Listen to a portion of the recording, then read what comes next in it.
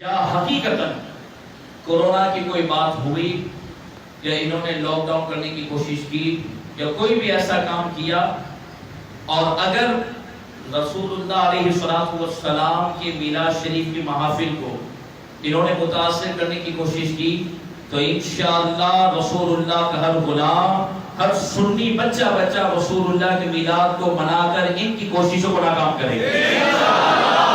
ہم گھروں میں تو نہیں بیٹھیں گے، کیونکہ رمضان المبارک کے مہینے میں سنی بیچارہ تراویح کیسے پڑھتا رہا، کوئی توڑ کے پڑھتا رہا، کوئی سب جوڑ کے پڑھتا رہا، وہ تراویح مشکل سے پڑھتا رہا۔ تراویح پڑھتے ہوئے لوگ ایسے چھپ چھپ کر آتے تھے جیسے معاذ اللہ کوئی ڈکیتی کرنے جا رہے ہیں۔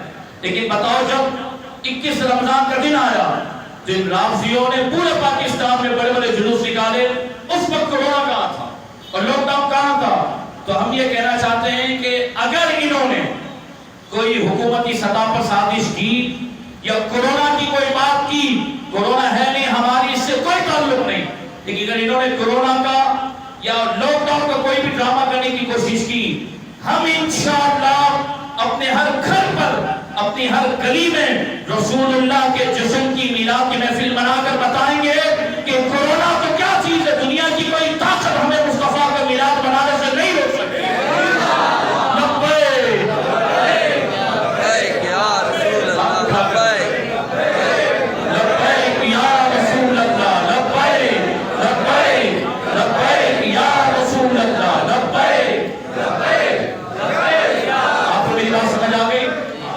یہ چینل تک کھلا رکھا ہے بالفرض، ہمیں پتا نہیں، لیکن ان کا کوئی بھروسہ نہیں۔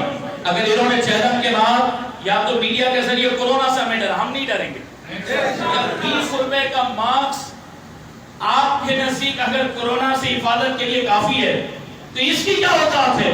رسول اللہ پہ درود پڑھا جائے گا تو کوئی چیز اثر کر سکتی ہے؟ لوگ کہتے ہیں یار جان بچانا فرض ہے، جلوس میں نکلنا ضروری تو نہیں۔ میں نے کہا رافضیوں کا حال دیکھ کر اب جلوس میں نکلنا ضروری ہے۔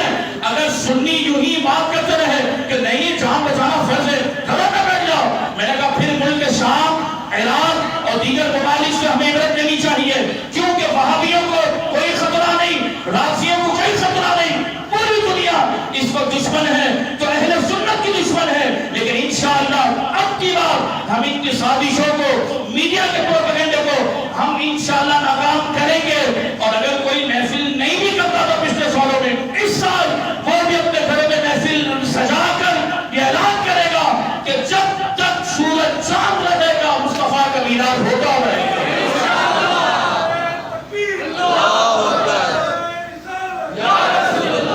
انشاءاللہ آپ گھروں میں محفلیں سجائیں گے، روڈوں پر محفلیں کریں گے انشاءاللہ۔ یہ 2% کے SHO کی اہمیت کیا ہوتی ہے، یہ ہمیں اجازت دیتا ہے۔